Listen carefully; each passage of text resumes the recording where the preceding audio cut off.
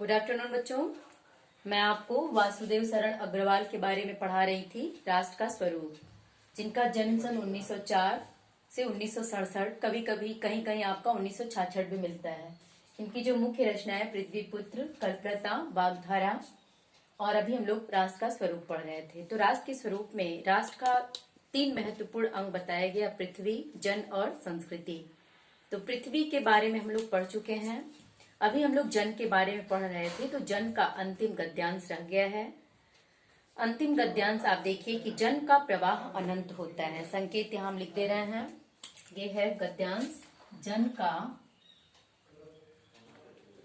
प्रवाह अनंत होता है, यही हम लोग पढ़ रहे थे।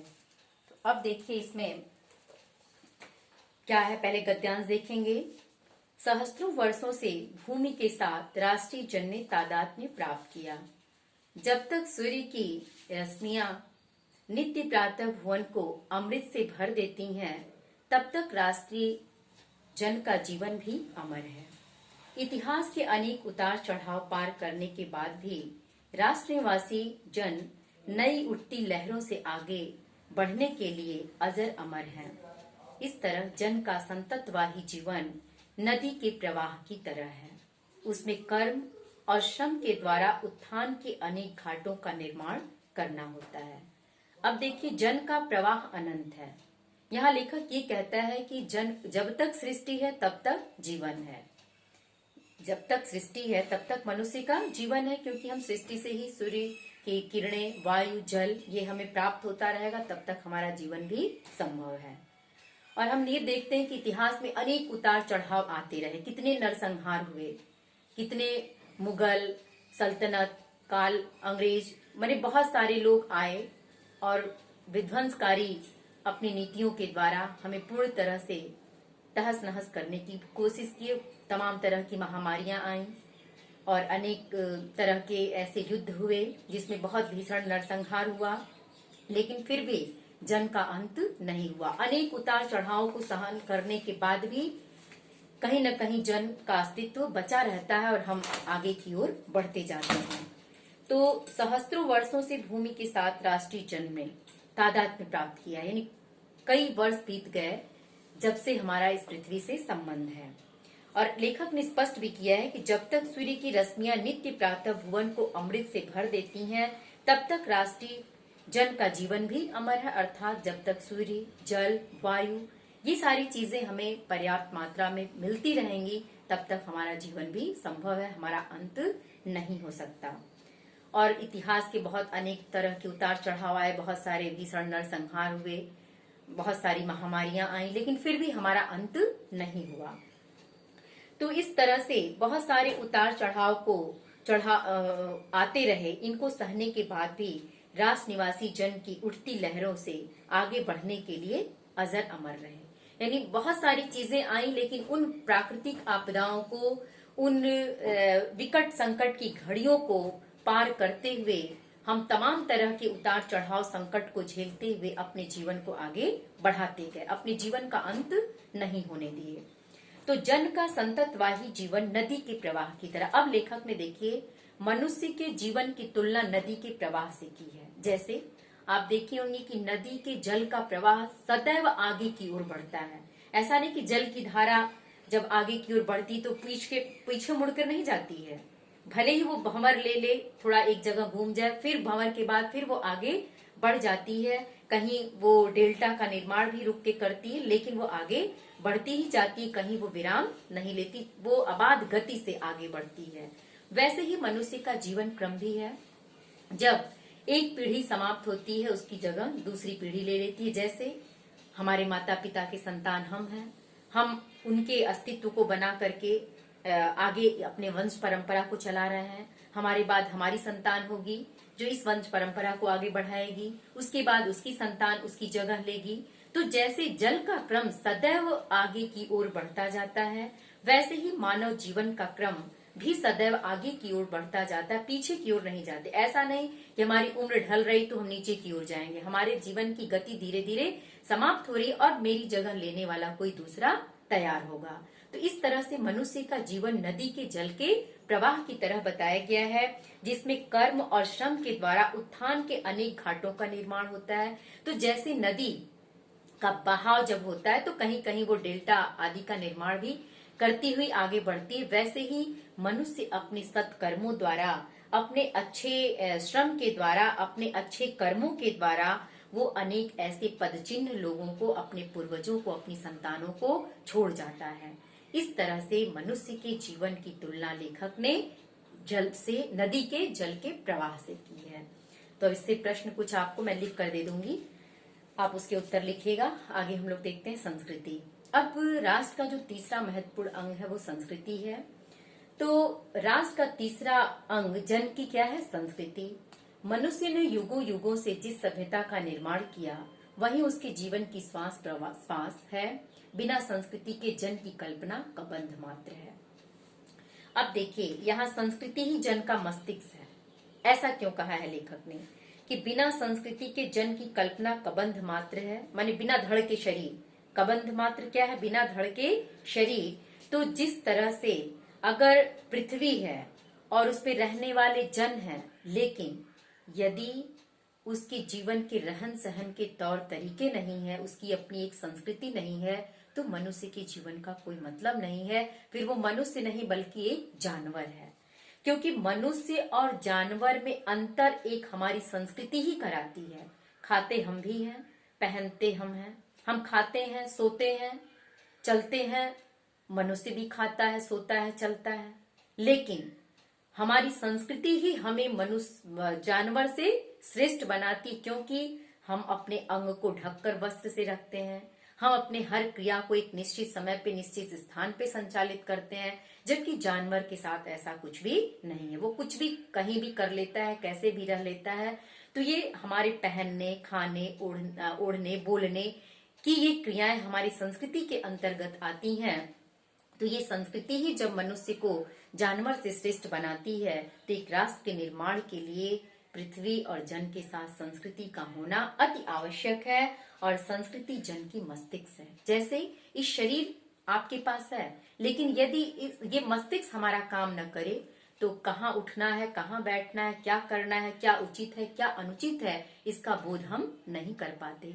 जैसे जो पागल होते हैं, जो जानवर होते हैं, जो अल्पज्ञ होते हैं, उनका मस्तिष्क विवेक काम नहीं करता, तो लोग उन्हें समाज से बहिष्कृत कर देते, समाज में स्थान अच्छा नहीं देते, उनका सम्मान नहीं करते। लेकिन यदि आपका विवेक है, आप एक विवेकशील प्राणी हैं, आपके अंदर अच्छी सूझबूझ है, हर चीज की परख करने की क्षमता है, तो आप समाज में आदर और सम्मान के पात्र बनते हैं। तो इसीलिए लेखक ने कहा है कि संस्कृति ही हमारी मस्तिष्क है। जिस तरह से शरीर में मस्तिष्क का महत्वपूर्ण स्थान होता है, मस्तिष्क ही हमारे हर क्रियाकलाप का संचालन कराती है, वैसे ही हमारे जीवन जीने के तौर तरीके का संचालन हम अपनी संस्कृति के अनुसार ही करते हैं। इसलिए समाज में हम श्रेष्ठ प्राणी कहलाते हैं। और एक चीज आप जानती भी होंगी कि हमारी संस्कृति के कारण ही हम विश्व में अपने जाने पहचाने जाते हैं। तो अब संस्कृति के विकास और अभ्युदय के द्वारा ही राष्ट्र की वृद्धि संभव है। मतलब जब हम अपनी संस्कृति का पालन करते हुए अपने जीवन का निर्वाह करेंगे, तभी हमारे राष्ट्र का विकास भी संभव होगा। राष्ट्र के समग्र रूप में भूमि और जन के साथ साथ जन की संस्कृति का महत्वपूर्ण स्थान है। यदि भूमि और जन अपनी संस्कृति से विरहित कर दिए जाएं, विरहित माने अलग कर दिए जाएं, जन को और भूमि को संस्कृति से हटा दीजिए, तो राष्ट्र का लोप समझना चाहिए। जीवन के बिटप का पुष्प संस्कृति है। अर्थात जीवन के बिटप का पुष्प संस्कृति क्यों कहा गया? जीवन की तुलना, बिटप माने वृक्ष, जैसे जीवन के बिटप का पुष्प संस्कृति है। जैसे एक वृक्ष की शोभा सुंदर फल और फूल से होता है। अगर एक वृक्ष है, उस पर सुंदर फल और फूल नहीं लगते, तो उस वृक्ष का हमारे जीवन में कोई महत्व नहीं है। वैसे ही अगर हमारा रूप रंग बहुत देखने में सुंदर है, हम देखने में बहुत ही सुंदर हैं, लेकिन हमारे पास जीवन जीने का कोई ढंग नहीं है, हमारे अंदर कोई व्यवहार नहीं है, सांस्कृतिक गुण नहीं है, अपनी संस्कृति के अनुसार जीवन जीने के तौर तरीके नहीं है, तो हमारे जीवन की सुंदरता का कोई मूल्य नहीं आंका जाएगा। तो जीवन की महत्ता हमारी संस्कृति पे निर्भर करती है। तो लेखक ने इसीलिए जीवन के विटप का पुष्प संस्कृति को बताया। हमारे जीवन की सुंदरता हमारी संस्कृति से है। संस्कृति के सौंदर्य और सौरभ से ही राष्ट्रीय जन के जीवन का सौंदर्य और यश अंतर्निहित है। ज्ञान और कर्म दोनों के पारस्परिक प्रकाश की संज्ञा संस्कृति है। यानी जिस तरह से हम अपने विवेक के अनुसार अपने अच्छे सत्कर्म करते हैं, विवेक के साथ किया गया सत्कर्म ही हमारी संस्कृति के अंतर्गत माना जाता है।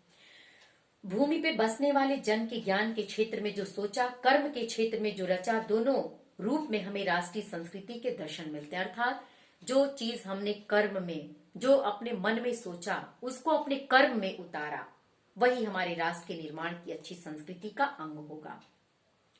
जीवन के विकास की युक्ति ही संस्कृति के रूप में प्रकट होती है। प्रत्येक जाति अपनी अपनी विशेषताओं के साथ इस युक्ति को निश्चित करती है और उससे प्रेरित संस्कृति का विकास करती है। इस दृष्टि से प्रत्येक जन की अपनी अपनी भावना के अनुसार पृथक पृथक संस्कृतियां राष्ट्र में विकसित होती हैं, परंतु उन सबका मूल आधार पारस्परिक सहिष्णुता और समन्वय पर निर्भर है।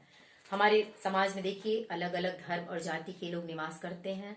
अपने हर धर्म और हर जाति की अपनी संस्कृति है, अपना रहन सहन, अपना तौर तरीका है, लेकिन सबका आधार समन्वय और सहिष्णुता है। कोई नहीं आपस में ये कहता कि एक दूसरे का गला काटो, एक दूसरे का संहार करो। अगर हम ऐसा कहते हैं तो हमारे राष्ट्र का अहित होगा। हमारे राष्ट्र का विकास कैसे संभव है? जब हम सभी समन्वित होकर, समन्वय भाव से एकजुट होकर के अपने राष्ट्र के बारे में सोचें। अब देखिए आगे क्या लेखक ने कहा है कि जंगल में जिस प्रकार अनेक लता, वृक्ष, वनस्पति अपने अदम्य भाव से उठते हुए पारस्परिक सम्मिलन से अविरोधी स्थिति प्राप्त करते हैं, उसी प्रकार राष्ट्रीय जन अपनी संस्कृतियों के द्वारा एक दूसरे के साथ मिलकर राष्ट्र में रहते हैं। आप देखी होंगी किसी जंगल में, वन में, बगीचे में एक ही तरह के पुष्प नहीं होते, न एक ही तरह के वृक्ष होते हैं। अलग अलग के वृक्ष होंगे, अलग तरह के फल होंगे, अलग तरह के पुष्प होंगे, लेकिन उस बगीचे में, उस वाटिका में हर तरह के पुष्प को, हर तरह के फल को फलने फूलने का समान अधिकार होता है और सब एक तरह से मिल करके सम्मिलित भाव से उस वाटिका की शोभा को बढ़ाते हैं। सभी मस्ती से झूमते हुए, सुंदर फल फूलों से लदे हुए, अपने सुंदर खुशबू को प्रसारित करते हुए उस वाटिका की शोभा को बढ़ाते हैं। ठीक उसी प्रकार से इस राष्ट्र में रहने वाले हर धर्म और जाति के लोग अपने अपने विचार, अपने रहन सहन, अपने अच्छे तौर तरीके के साथ जीवन का निर्वाह करते हुए इस राष्ट्र को सुंदर रूप देंगे, तभी हमारा एक सुंदर राष्ट्र विकसित होगा। जिस प्रकार जल के अनेक प्रवाह नदियों के रूप में मिलकर समुद्र में एक रूपता प्राप्त करते हैं, उसी प्रकार राष्ट्रीय जीवन की अनेक विधियां राष्ट्रीय संस्कृति में समन्वय प्राप्त करती हैं। देखिए आप छोटी छोटी नदियों को आप देखी होंगी, लेकिन सारी नदियां अंत में जाकर समुद्र में ही एक रूपता को प्राप्त करती हैं। वैसे ही राष्ट्रीय जीवन व्यतीत करने वाले हर धर्म और जाति के लोग राष्ट्रीय संस्कृति में समन्वय को प्राप्त करते हैं। समन्वय युक्त जीवन ही राष्ट्र का सुखदायी रूप है। अगर हमारे अंदर समन्वय का भाव नहीं, एक रूपता का भाव नहीं है, तो जीवन में सुख शांति का कोई नामो निशान नहीं है। अगर हम समन्वित भाव से अपने जीवन का निर्वाह करते हैं, हर संस्कृति के अच्छाइयों को आत्मसात करते हुए राष्ट्र के बारे में सोचते हैं, तो वही हमारे राष्ट्र का विकास है, वही हमारे राष्ट्र के लिए सुख शांति और समृद्धि का प्रतीक बनकर आएगा। आगे का गद्यांश देखेंगे। साहित्य, कला, नृत्य, गीत, आमोद प्रमोद अनेक रूपों में राष्ट्रीय जन अपने अपने मानसिक भावों को प्रकट करते हैं। आत्मा का जो विश्वव्यापी आनंद भाव है वह इन विविध रूपों में साकार है। यद्यपि बाह्य रूप से संस्कृति के बाहरी लक्षण बहुत हैं, किंतु आंतरिक आनंद की दृष्टि से एक सूत्रता है। बाहरी रूप से भले अलग अलग चीजें देखने को मिले, लेकिन आंतरिक रूप से सभी एक तरह से ही सोचते हैं। जो व्यक्ति सहृदय है वह प्रत्येक संस्कृति के आनंद पक्ष को स्वीकार करता है। मतलब जो सहृदय व्यक्ति है, जो विवेकशील है, जो बुद्धिमान है, वो हर संस्कृति के आनंद पक्ष को अर्थात हर संस्कृति के अच्छाई को आत्मसात करेगा और उसको अपने जीवन में अपनाते हुए राष्ट्र की समृद्धि के लिए कुछ न कुछ सोचेगा और करेगा, इससे आनंदित होगा। इस प्रकार की उदार भावना ही विविध जिनों से बने हुए राष्ट्र के लिए स्वास्थ्यकर है। यानी ऐसी भावना जब हर व्यक्ति के अंदर आ जाए तो एक सुंदर राष्ट्र के लिए, सुंदर राष्ट्र के निर्माण के लिए अति आवश्यक होगा, महत्वपूर्ण माना जाएगा। गांव और जंगलों में स्वच्छंद जन्म लेने वाले लोकगीतों में, तारों के नीचे विकसित लोक कथाओं में संस्कृति का अमित भंडार भरा हुआ है, जहां से आनंद की भरपूर मात्रा प्राप्त होती है। राष्ट्रीय संस्कृति के परिचय काल में उन सब का स्वागत करने की आवश्यकता है। यानी जो प्राचीन पूर्वज हमारे किया करते थे, स्वच्छंद गीत गाते थे, स्वच्छंद जीवन का निर्वाह करते थे, उन्हीं चीजों को पुनः हमें आत्मसात करने की आवश्यकता है। पूर्वजों के चरित्र और धर्म, विज्ञान, साहित्य, कला और संस्कृति के क्षेत्र में जो कुछ पराक्रम किया, उस सारे विस्तार को हम गौरव के साथ धारण करें। यानी पूर्वजों के द्वारा किए गए अच्छे सत्कर्मों को हमें अपने जीवन में अपनाने की आवश्यकता है। वही एक सुंदर राष्ट्र के निर्माण का आधार बनेगा।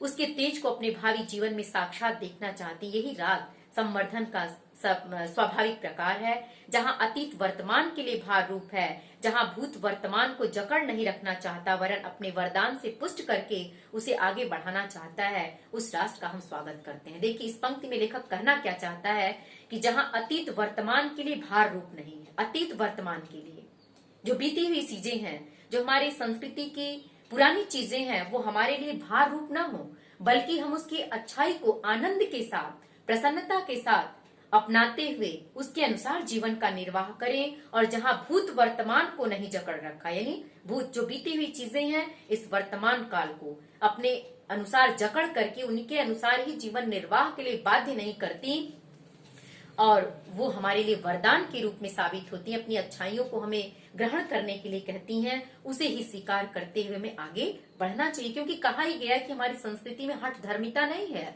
वो हर अच्छाई को, हर आनंद पक्ष को स्वीकार करने के लिए कहती है। ये नहीं कहती कि जो चीजें आपको भार हैं, जो चीजें आपकी प्रगति के मार्ग में बाधक है, उनको लेके आप चलिए, ऐसा नहीं कहती। अगर पाश्चात्य संस्कृति की कुछ अच्छाइयां हैं तो निश्चित रूप से आप उसे आत्मसात करिए। यदि प्राचीन संस्कृति की कुछ अच्छाइयां हैं तो उनको भी आप स्वीकार करिए। दोनों के आनंद पक्ष को स्वीकार करते हुए राष्ट्र के निर्माण में हम सब जन, युवा पीढ़ी यदि लग जाएंगे, एक सुंदर राष्ट्र का निर्माण होगा। यही लेखक का ये संदेश है।